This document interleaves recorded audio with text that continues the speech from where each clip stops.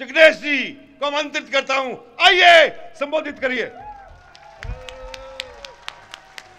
कहना चाहूंगा, जल उठी है समा बाती दिए में, जल उठी है समा बाती दिए में, अब क्या डरना तूफानों से। जिग्नेश जी मेवानी।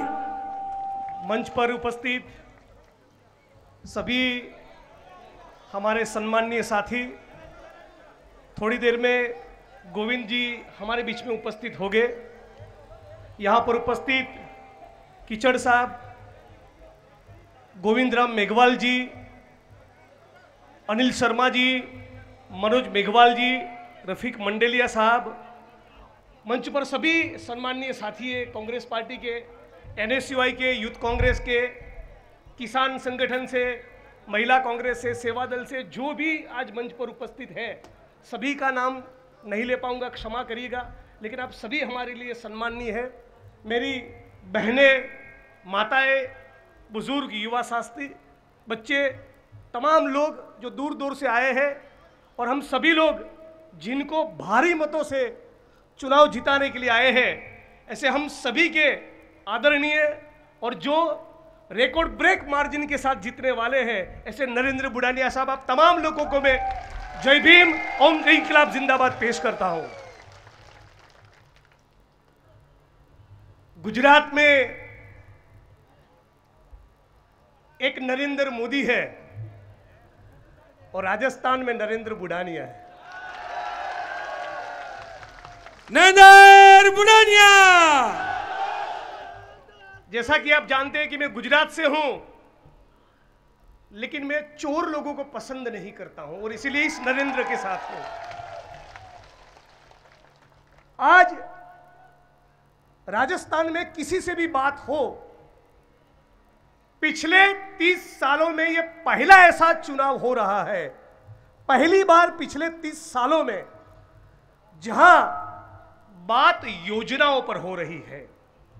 अब राजस्थान के चुनाव के जितने भी न्यूज चैनल के डिबेट हैं, जितने भी अखबार हैं, जितने भी जनसभाएं हैं, उन सब का निचोड़ निकालो तो दो शब्द कॉमन तौर पे निकल कर आते हैं।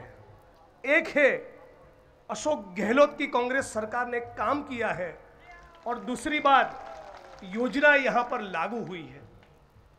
आने वाले दिनों में मोदी जी आएंगे, सवाल ही नहीं बनता कि वो झूठ न बोले, वो उनकी फितरत है। राजस्थान में आएंगे, महिलाओं के बीच में झूठ बोलेंगे, किसानों के बीच में झूठ बोलेंगे, और युवा साथियों के बीच में झूठ बोले थे। एक बार हमारे गुजरात में, मेरा विधानसभा क्षेत्र वडगाम बनासकांठा जिले में है, तो वहां मोदी जी आए और क्या भाषण किया, भाइयों बहनों तुम हैंडपंप चलाओ, हैंडपंप से खनिज तेल निकलेगा।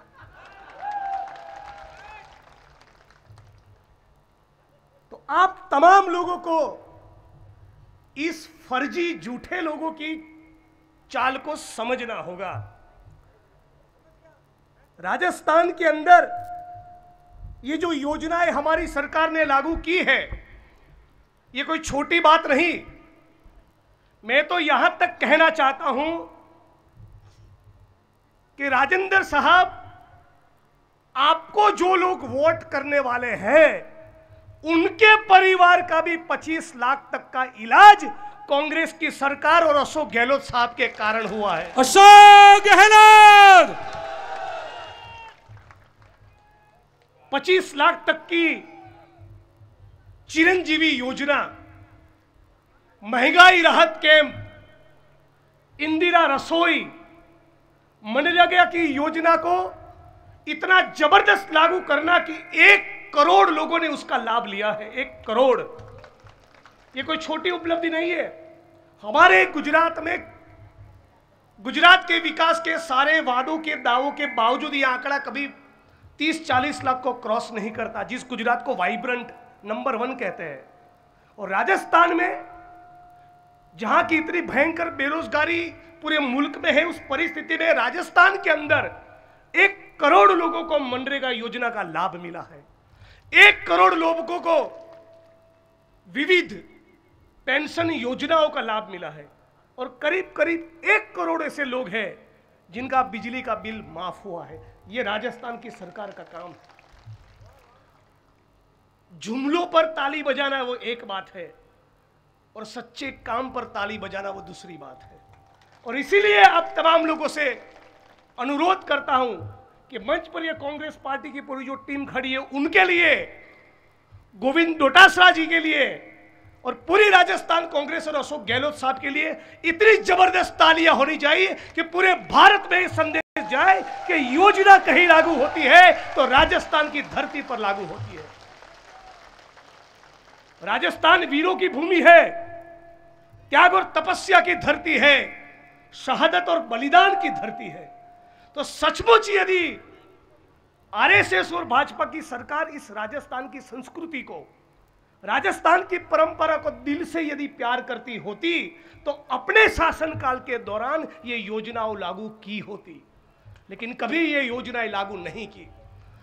लेकिन आपके बीच में एक ऐसा नेता है, नरेंद्र बुडानिया साहब ने, मैं यहां आ रहा था, किसी से मैंने फीडबैक लिया कि इनके लिए मैं जनसभा करने जा रहा हूं, क्या है उनका ठोस काम।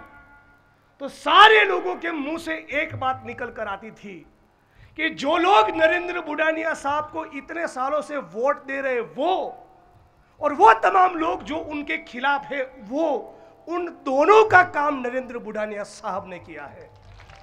और वो इस कदर किया है कि 120 किलोमीटर लंबी कैनाल के कारण करीब करीब 90,000 से लेकर 1 लाख किसानों का भला हुआ है।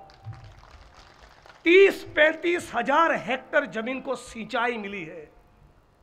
और दूसरी तरफ वो प्रत्याशी है जिनको चुरू छोड़कर भागना पड़ा। एक तरफ वो नरेंद्र बुडानिया साहब है जिनके कार्यकाल के दौरान ये 90,000 से लेकर 1 लाख किसानों को इतनी जबरदस्त पीने के पानी की सुविधाएं मिली और सिंचाई का लाभ मिला। और दूसरी तरफ वो भगोड़ा है जो अपने चूरू के अंदर लोगों को पीने का पानी नसीब नहीं करवा पाया। कैनाल बनाने की बात तो छोड़ो, ये जब कैनाल बन रही थी हमें पता है, तब कैनाल के खिलाफ ये खड़े हुए थे। इस बात को आपको याद रखना होगा। ये चुनाव सामंती सोच और संवैधानिक सोच के बीच का चुनाव है। ये चुनाव जो दलित आदिवासी गरीबों के पक्ष में खड़े हैं, ऐसे नरेंद्र बुडानिया, और जो दलित विरोधी है, ये उनके बीच का चुनाव है। ये चुनाव कैनाल को लाने वाले के लिए और सामने कैनाल को काटने वाले के बीच का चुनाव है। ये चुनाव जो कर्मचारियों को डराता है, धमकाता है, और दूसरी तरफ वो कांग्रेस पार्टी जो पुरानी पेंशन योजना लागू करके राजस्थान के लाखों लाख कर्मचारियों के साथ खड़ी है, इसके बीच का ये चुनाव है। साथियों, इतनी बड़ी तादाद में राजस्थान की सरकार ने इतनी योजनाएं लागू की हो, इंदिरा रसोई हो, मनरेगा हो, बिजली देना, सड़क देना, पानी देना, राइट टू हेल्थ यानी कि स्वास्थ्य का फंडामेंटल राइट बनाना, ये हमारा अधिकार है। आज राजस्थान के अंदर जो लोग ओला के कर्मचारी है, उबेर के हैं, ऐसे गीग वर्कर कम से कम 5 लाख लोगों के लिए इन्होंने कानून बनाया है। राजस्थान के अंदर मिनिमम इनकम गारंटी का एक्ट बना है। राजस्थान के अंदर आदिवासी और दलित सब प्लान के पैसे किसी दूसरे कामों में खर्च न हो, उसको सुनिश्चित करने वाला आदिवासी और दलितों के लिए कानून बना है। ये तमाम कानून ये कल्याणकारी कानून है।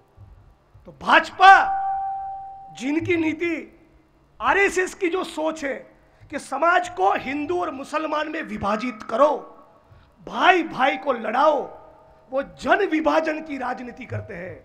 और अशोक गहलोत गोविंद डोटासरा जी, सचिन पायलट जी, ये मंच पर के सभी साथी, और कांग्रेस पार्टी की विचारधारा के केंद्र में है जन कल्याण। आज साथियों, आपके बीच में एक बहुत बड़ी जिम्मेवारी है। ये मामला केवल नरेंद्र भाई को, बुडानिया साहब को जिताने का नहीं। यदि राजस्थान में कांग्रेस पार्टी की सरकार इतनी योजनाएं, इतने कानून के बावजूद नहीं बनती, तो पूरे भारत में ऐसा मैसेज जाएगा कि जाति और धर्म की राजनीति करो, योजनाओं से वोट नहीं मिलते। ये मैसेज नहीं जाए, ये आपकी जिम्मेवारी बनती है। पहली लाइन से लेकर आखिरी पंक्ति तक जो लोग सुन रहे, अब तमाम लोगों को कहना चाहता हूं, आपका कर्तव्य है, इतनी योजनाएं, इतने कानून, इतना काम, इन सब के बावजूद राजस्थान में हर कीमत पर कांग्रेस पार्टी की सरकार बननी चाहिए, और यदि नहीं बनती तो आने वाली पीढ़ियां हमको माफ नहीं करेगी। क्योंकि आरएसएस और भाजपा के लोग, मोदी जैसे लोग यही चाहते हैं कि विकास की केवल बात हो, बात मंदिर मस्जिद की हो। आरएसएस और मोदी यही चाहते हैं कि चुनाव के दौरान चिरंजीवी योजना की बात न हो, इंदिरा रसोई की बात न हो, मनरेगा की बात न हो, खाली पड़े सरकारी पदों में भर्ती हुई कि नहीं हुई उसकी बात न हो। चाहते कि भारत पाकिस्तान की बात हो, मंदिर मस्जिद की बात हो। मैं आज कहना चाहता हूं, जो कबीर साहब ने कहा था, जाति न पूछो साधु की, पूछ लीजियो ज्ञान, मोल करो तलवार का, पड़े रहन दो म्यान। ऐसे हमारे बीच में प्रत्याशी है नरेंद्र बुडानिया जी, जिनका 40 साल का सार्वजनिक जीवन यह कहता है कि जिन्होंने उनको वोट नहीं दिए उनका भी काम किया है। इनके लिए जबरदस्त तालियां हो जाए।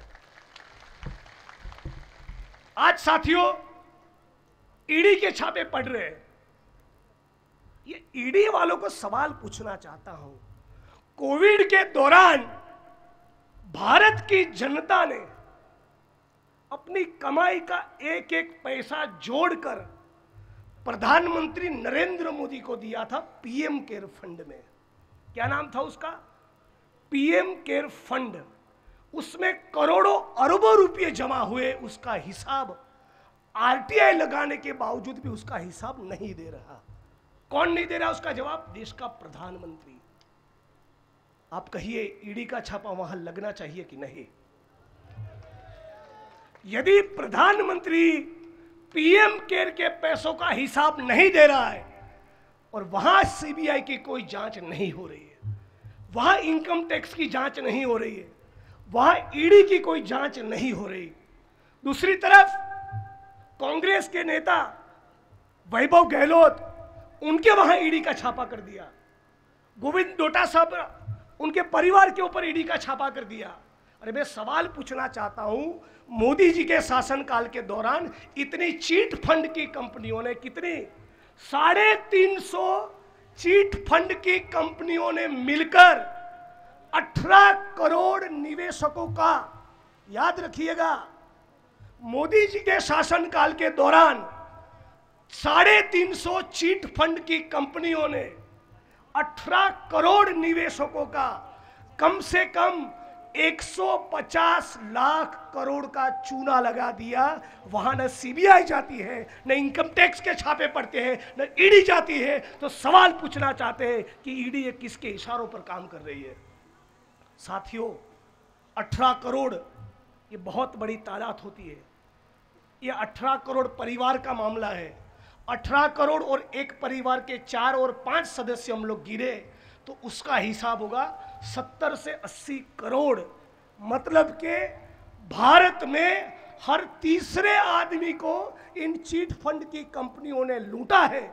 यहां पर राजस्थान में पीएसईएल ने लूटा है, शारदा चिट फंड का घोटाला हुआ, सहारा चिट फंड का घोटाला हुआ, रोजबेरी का हुआ। इन तमाम कंपनियों ने भारत की जनता को लूटकर ये 150 लाख करोड़ बनाए, उसकी कभी कोई जांच नहीं हो रही। और ये चोर जब चुनाव आएगा तो आपके बीच में जय श्री राम का नारा लेकर आएंगे। इनको सवाल पूछना है कि आप किस हिंदू की बात करते हैं? ये 150 लाख करोड़ जिनका लूटा गया वो भी हिंदू है, उनकी तो कभी मोदी जी आपने चिंता नहीं की। ये दलितों की आप जो पिटाई करते हैं आरएसएस के संघी लोग, तब तो मोदी साहब कहीं नहीं बोलते। अरे दिल्ली की सड़कों पर डॉक्टर भीमराव बाबा साहब अंबेडकर के संविधान को जलाया गया, नरेंद्र मोदी एक शब्द नहीं बोले। हे दलित साथियों, संकल्प कर लो, आप तमाम लोग मुट्ठी तान कर इंकलाब के लिए तैयार हो जाओ। जय भीम का नारा ऐसा बुलंद करो कि इस पूरी धरती में से भाजपा को एक वोट नहीं मिलना चाहिए, इन मनुवादियों को एक वोट नहीं मिलना चाहिए। हैदराबाद सेंट्रल यूनिवर्सिटी में रोहित वेमुला नाम के युवा साथी को सुसाइड करने के लिए इसी आरएसएस और भाजपा ने मजबूर किया। गुजरात के ऊना में 4 दलित साथियों को, युवाओं को गाड़ी के साथ बांधकर मारा गया। दिल्ली में रविदास का मंदिर तोड़ा, दलितों की सुरक्षा के लिए बने कानून को खत्म करने की कोशिश की। और हाल ही में प्रधानमंत्री के करीबी व्यक्ति ने स्टेटमेंट किया कि डॉक्टर अंबेडकर का संविधान पुराना हो चुका है, उसको बदलना चाहिए। साथियों समझ लो, जब आरएसएस और भाजपा के लोग ये कहते हैं कि डॉक्टर बाबा साहब अंबेडकर का संविधान पुराना हो गया, उसे बदलना चाहिए, तब आरएसएस और भाजपा का एक ही मतलब है कि वो संविधान को खत्म करना चाहते हैं। भारत की संविधान सभा में जब संविधान स्वीकार हुआ, उसके 4 दिन के बाद आरएसएस के मैगजीन ऑर्गेनाइजर में छपा है। क्या छपा है? कि हमें डॉक्टर अंबेडकर का संविधान नहीं चाहिए, हमको मनुस्मृति चाहिए। जिस मनुस्मृति में लिखा है कि दलितों को, शूद्रों को, महिलाओं को गुलाम बनाकर रखना चाहिए, वो मनुस्मृति चाहिए। हे दलित समाज के युवा साथियों, आप लोग तैयार हो जाओ। ये चुनाव पूरे राजस्थान के अंदर मैसेज जाना चाहिए, एक भी दलित का वोट भाजपा के पास नहीं जाना चाहिए। और एक भी दलित समाज का व्यक्ति यदि इंडिपेंडेंट खड़ा है तो उसको हाथ जोड़कर, पैर पकड़कर उसको समझाओ कि ये वक्त प्रयोग करने का नहीं है, ये वक्त नरेंद्र बुढ़ानिया को जिताने का वक्त है, ये वक्त मनुवाद को खत्म करने का वक्त है, ये वक्त नरेंद्र मोदी, आरएसएस और भाजपा को जवाब देने का वक्त है, और ये वक्त है भारत के संविधान को बचाने का। साथियों, सही वक्त पर इस साथी ने एक बात याद कराई है।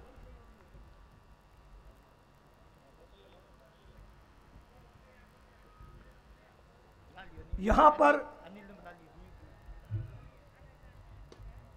हमारे बीच में हमारे जो प्रत्याशी नरेंद्र भाई है, इतने 40-45 साल से राजनीति कर रहे हैं, उनके ऊपर एक दाग नहीं, और सामने जो कैंडिडेट खड़ा है उसके बदन पर दाग ही दाग है।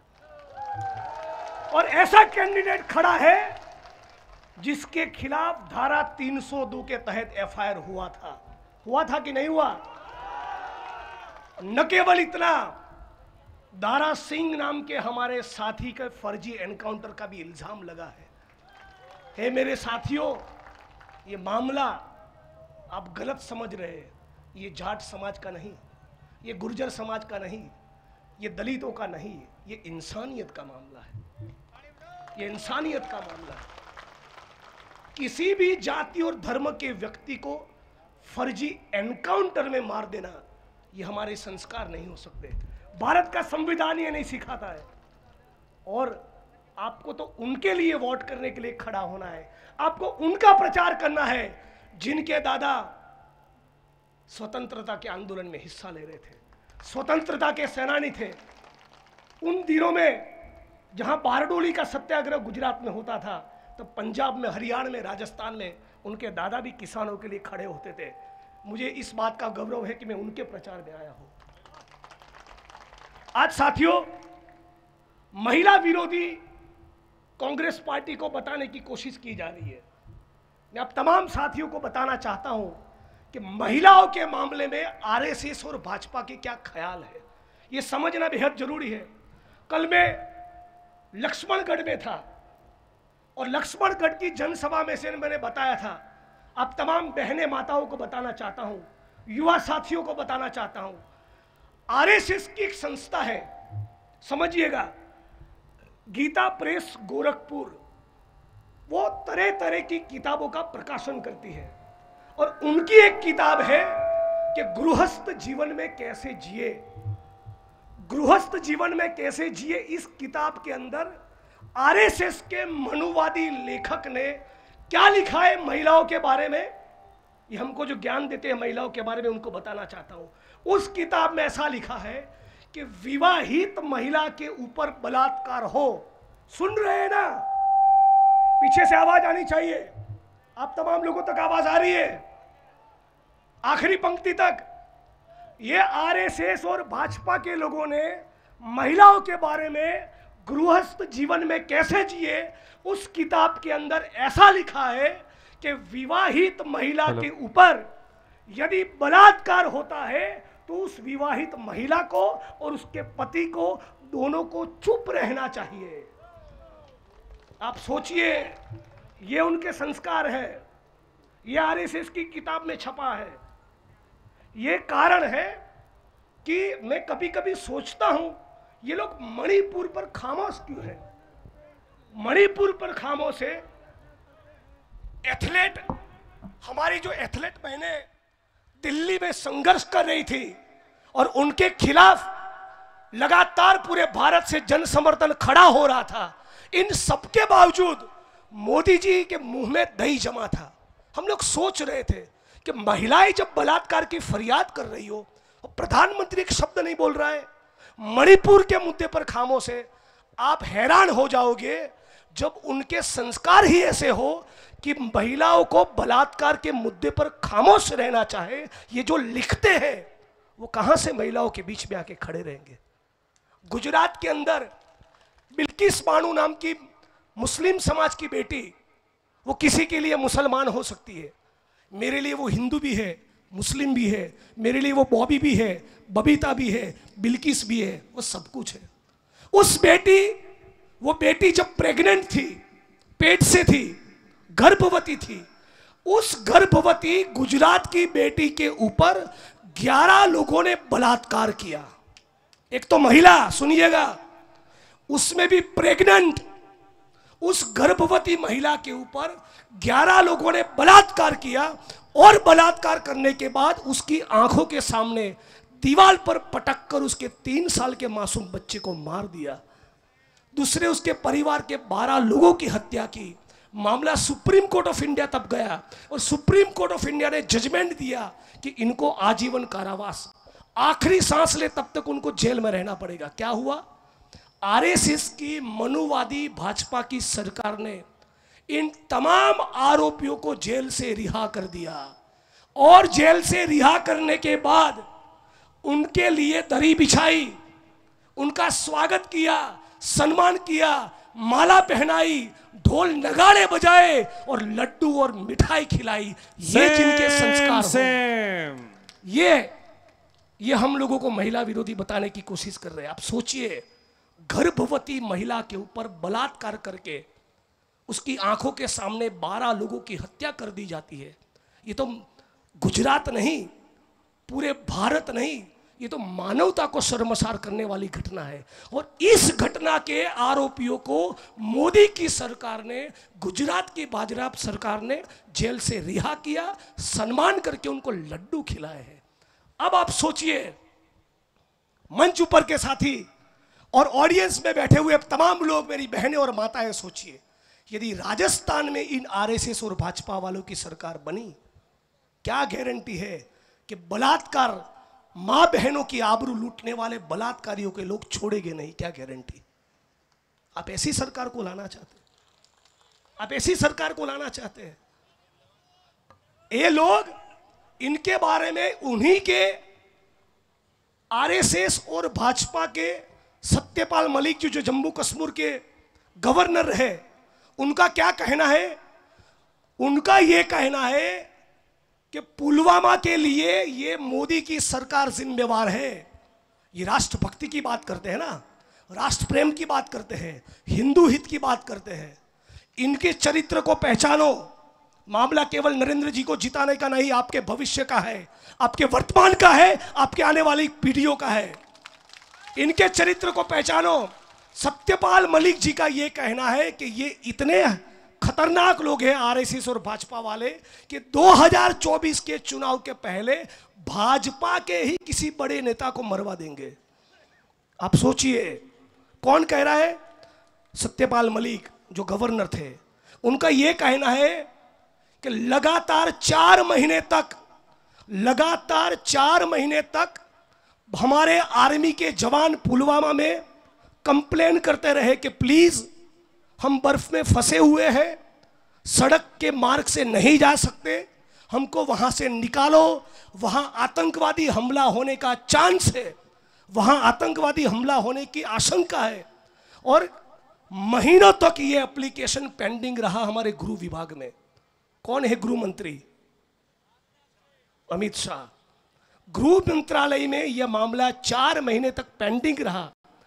एक नहीं, गुप्तचर विभाग ने 11 बार इनपुट दिया।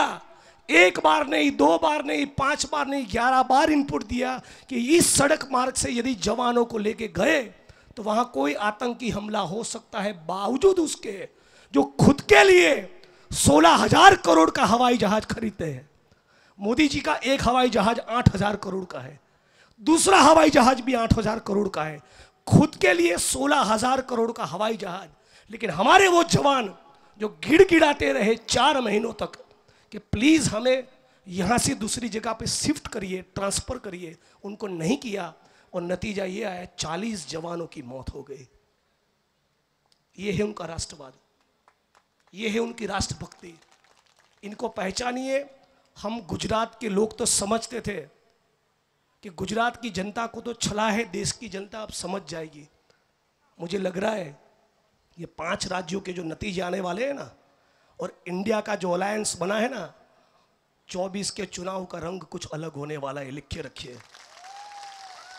और हर प्रदेश में कांग्रेस की सरकार बनेगी, छत्तीसगढ़ में भी बनेगी, मध्य प्रदेश में भी बनेगी, तेलंगाना में भी बनेगी, राजस्थान में भी बनेगी। और राजस्थान में हमारी जब सरकार बनेगी तो बहनों, आपके परिवार की जो महिला मुखिया रहेगी उसको हर साल राजस्थान की सरकार 10,000 रुपये आपके खाते में डालेगी। क्या गारंटी? मोदी जी भी कहते थे कि खाते में 15,000 डालेंगे, 1 पैसा नहीं आया। मोदी जी भी कहते थे कि विदेशों से काला धन लाएंगे, 1 फूटी कौड़ी नहीं आई। मैं मोदी जी के गुजरात से आता हूं और उनका वतन और मेरे विधानसभा का क्षेत्र केवल 40 किलोमीटर की दूरी पर है। मैं उनकी नस नस से वाकिफ हूं।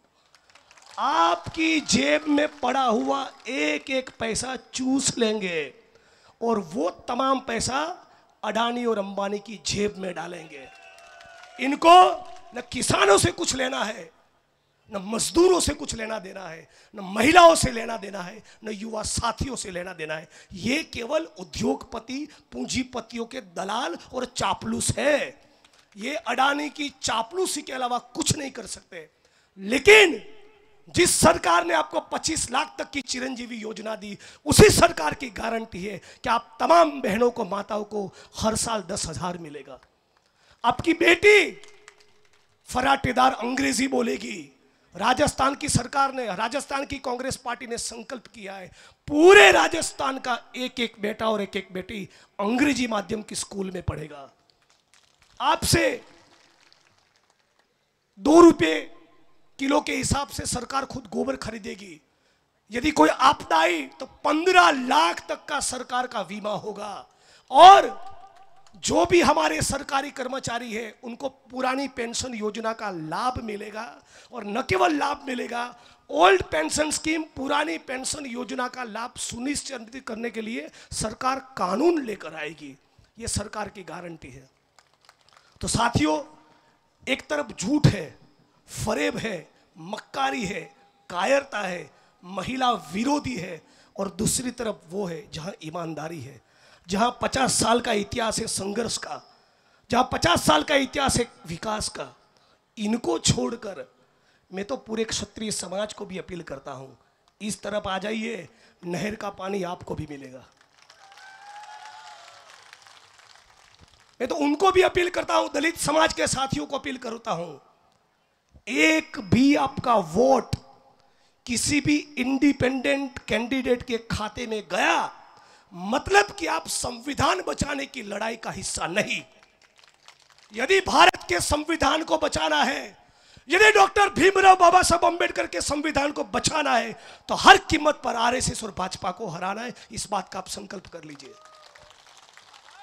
आपके इस बेटे को, हे राजस्थान के दलित समाज के बहनों, माताओं, भाइयों, याद रखिए, आपके इस बेटे को मेरे विधानसभा क्षेत्र से उठाकर 2500 किलोमीटर दूर आसाम की जेल में इसी मोदी की सरकार ने डाला था। थोड़ा हिसाब किताब आप भी करिए।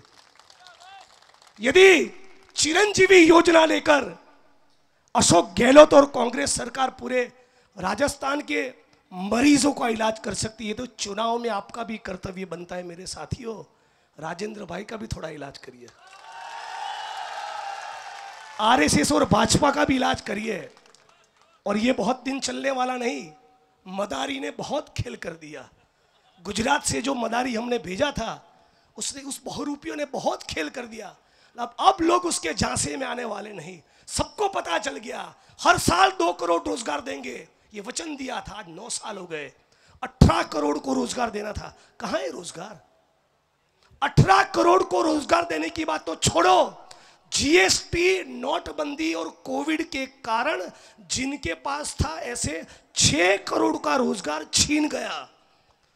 रोजगार आपको कांग्रेस की सरकार देगी, रोजगार आपको राहुल गांधी का विजन देगा।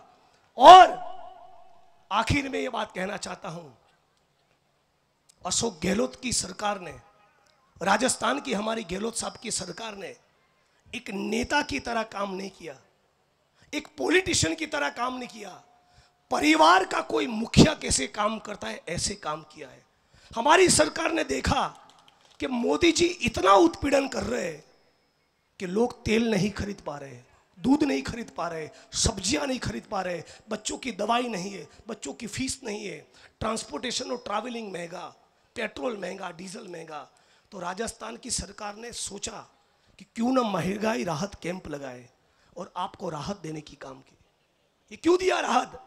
क्योंकि अशोक गहलोत साहब और ये सरकार पिता तुल्य है। पिताजी किस प्रकार से, परिवार का मुखिया किस प्रकार से सोचता है, उस प्रकार से सोचा। उन्होंने लगा कि दलित और आदिवासी कमजोर तबके के लोग हैं, तो उनको आर्थिक सहाय करो। बच्चियां पढ़ नहीं पाती तो उनके लिए आर्थिक सहायता करो, उनको स्कूटी दो। अशोक गहलोत साहब की सरकार ने एक परिवार की तरह आपके बीच में बर्ताव किया है। अब आपका यह जिम्मेवारी बनता है कि भारी के भारे मतों से न केवल नरेंद्र बुडानिया साहब को जिताए, लेकिन पूरी कांग्रेस पार्टी को जिताए, और आप जिताएंगे। इन्हीं शब्दों के साथ मेरी वाणी को विराम देता हूं। आप तमाम लोगों ने सुना, उसके लिए शुक्रिया अदा। मैं आप तमाम लोगों को कहूंगा, मेरे साथ एक नारा लगाइएगा। मैं कहूंगा लड़ेंगे, आपको कहना है 2 हाथ खड़े करके जीतेंगे। जीतेंगे ना? जीतेंगे। और ये आरएसएस और भाजपा और मोदी का तो तंबू उखाड़ के फेंकेंगे।